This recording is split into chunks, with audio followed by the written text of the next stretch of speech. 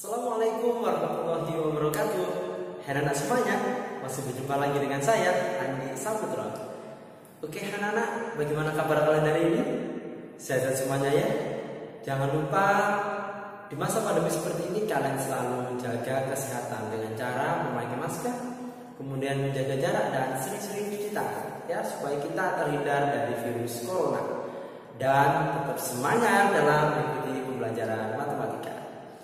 Nah, anak-anak, sebelum memulai kegiatan pembelajaran, mari kita berdoa menurut agama dan kepercayaan kita masing-masing. Berdoa, mulai. Selesai. Nah, anak-anak, sebelum memulai pembelajaran, jangan lupa ya bantu untuk subscribe supaya saya lebih semangat dalam membuat video pembelajaran pada materi selanjutnya. Nah, anak-anak, video ini adalah video part yang ketiga dari materi perbandingan senilai dan berbalik nilai.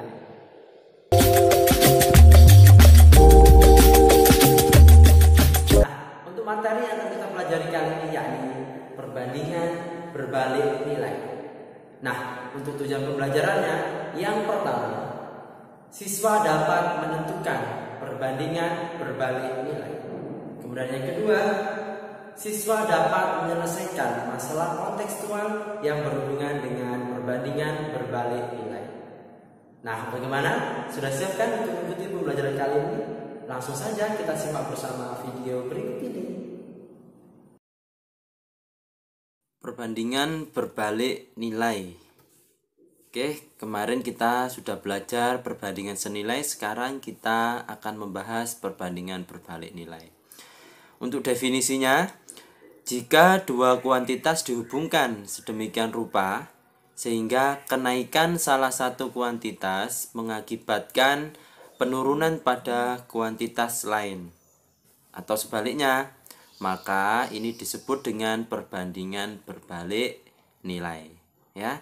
Jadi kuantitas yang satu naik, yang satunya turun. Kalau kuantitas yang satu turun, maka kuantitas yang lain akan naik. Misalnya, apabila 3 orang pekerja dapat menyelesaikan suatu pekerjaan dalam 6 hari, maka seorang pekerja dapat menyelesaikan pekerjaan dalam waktu yang sama, yakni dalam 3 kali 6, yaitu 18 hari. 6 orang pekerja dapat menyelesaikan pekerjaan tersebut dalam waktu 3 hari. Dan 9 orang pekerja dapat menyelesaikan pekerjaan tersebut dalam waktu 2 hari. Dan seterusnya. Nah, misal X menyatakan jumlah pekerja dan Y menyatakan jumlah hari yang dibutuhkan dalam menyelesaikan pekerjaan, maka hubungan kedua ini ditunjukkan pada tabel berikut. Nah, jumlah pekerja 1, jumlah hari yang dibutuhkan 18. Jika jumlah pekerjanya 2, maka jumlah hari yang dibutuhkan 9. Jika jumlah pekerjanya 3, maka jumlah hari yang dibutuhkan 6. Jika jumlah pekerjanya 18, maka jumlah hari yang dibutuhkan hanya 1 hari. Nah, dari tabel tersebut sangat jelas bahwa jika jumlah pekerja itu bertambah, ya, jadi jumlah pekerjanya ini bertambah, maka jumlah hari yang dibutuhkan adalah berkurang atau turun. Nah, demikian juga hasil kali nilai XY adalah konstan. Nah, coba perhatikan. 1 kali 18, 18. 2 kali 9, 18. 3 kali 6, 18. 18 kali 1, 18. Maka ini yang disebut dengan konstanta perbandingan. Oke, langsung saja kita masuk ke dalam contoh. Untuk yang contoh yang pertama, manakah dari tabel nilai X dan Y berikut yang merupakan perbandingan berbalik nilai? Yang A ini, yang B ini ya.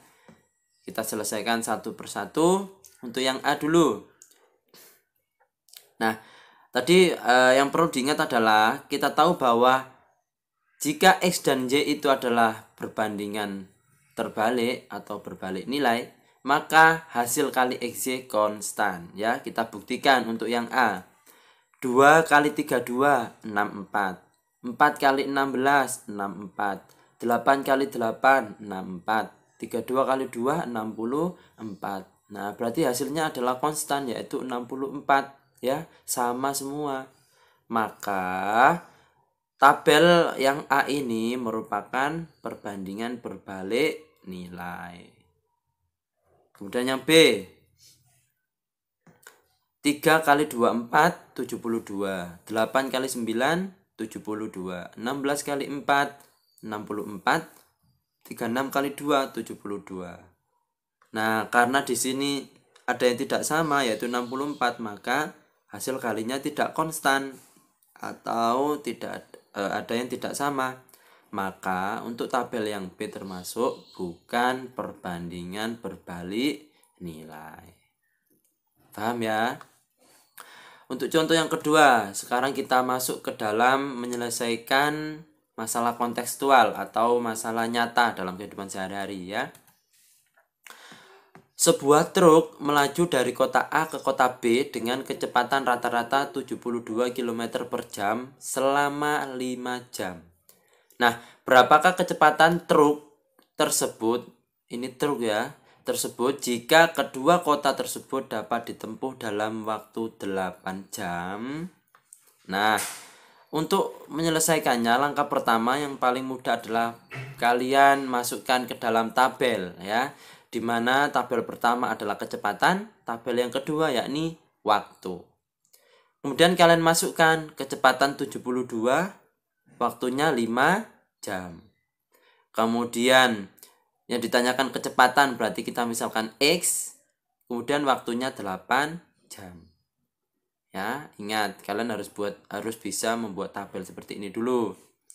Nah, untuk membuat persamaan harus dibalik salah satu.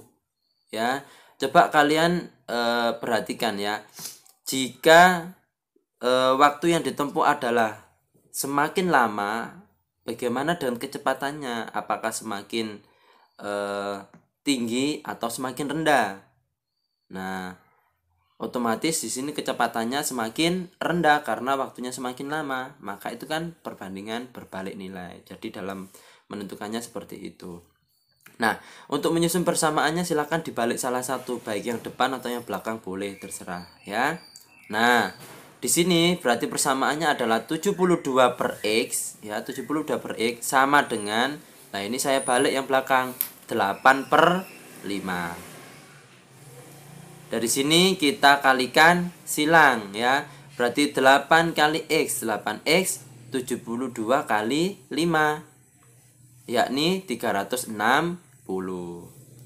Untuk mencari X ya, persamaan linear satu variabelnya digunakan, aljabarnya digunakan. X sama dengan 360 dibagi 8. Maka X-nya 45. Jadi kecepatan truk tersebut adalah 45 km per jam. Oke, contoh yang ketiga.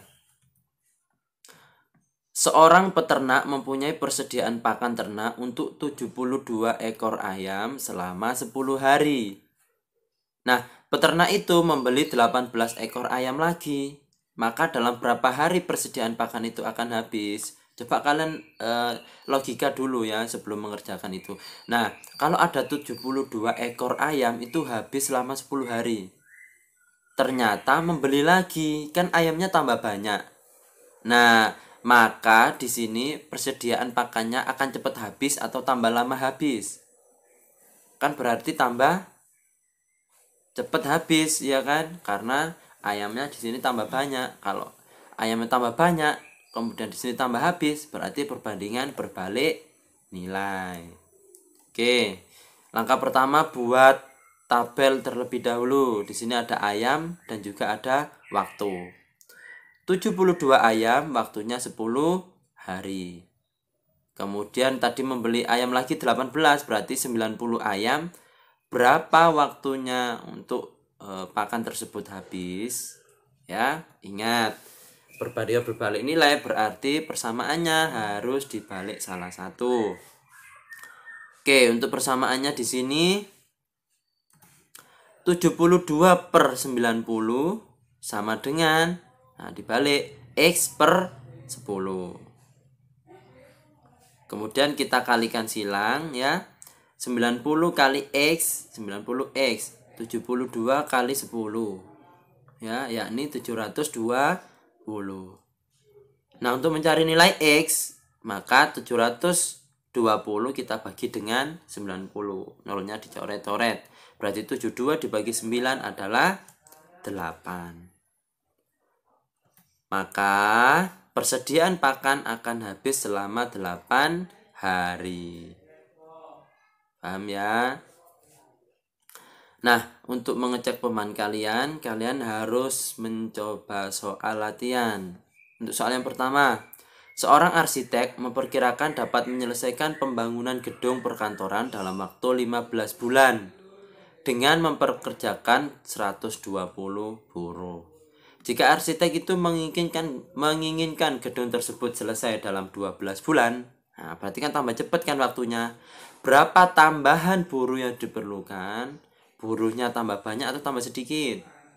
Tambah banyak kan pekerjanya. Nah, otomatis ini berbalik nilai. Ingat nanti berapakah tambahan? Berarti nanti hasilnya dikurangi 120 buruh ya, karena hanya yang dibutuhkan tambahannya saja, bukan keseluruhan. Kemudian yang kedua, sekeranjang jeruk dibagikan kepada 36 orang anak. Masing-masing mendapat 6 buah jeruk. Jika jeruk tersebut dibagikan kepada 24 anak, nah berarti kan anaknya di sini tambah sedikit. Maka tentukan bagian masing-masing anak. Berarti dapat jeruknya tambah banyak. Kemudian soal yang ketiga ini soal tantangan ya. Nanti kalian bisa cari referensi di internet, di buku atau yang lain ya. Suatu pekerjaan dapat diselesaikan dalam waktu 30 hari oleh 10 orang. Ternyata setelah bekerja 12 hari, pekerjaan tersebut terhenti selama 6 hari. Karena suatu hal ya, ada beberapa faktor, entah dananya masih tidak ada atau yang lainnya ya. Jika kemampuan bekerja tiap orang itu sama dan agar pekerjaan tersebut selesai tepat waktu, maka berapa banyak pekerja tambahan yang dibutuhkan? Nah, ini biasanya soal UN tahun kemarin keluarnya seperti ini ya. Jadi silakan dicari referensinya, silakan dicoba terlebih dahulu. Nah, itu tadi pembelajaran mengenai perbandingan berbalik ini. Bagaimana? Sudah paham atau belum? Kalau belum, jangan malu-malu untuk bertanya ya. Bisa melalui WhatsApp, Facebook, Instagram, Google Classroom atau komentar pada video ini. Pasti nanti saya balas ya. Sekian dari saya, kurang lebihnya mohon maaf. Assalamualaikum warahmatullahi wabarakatuh. Bye bye.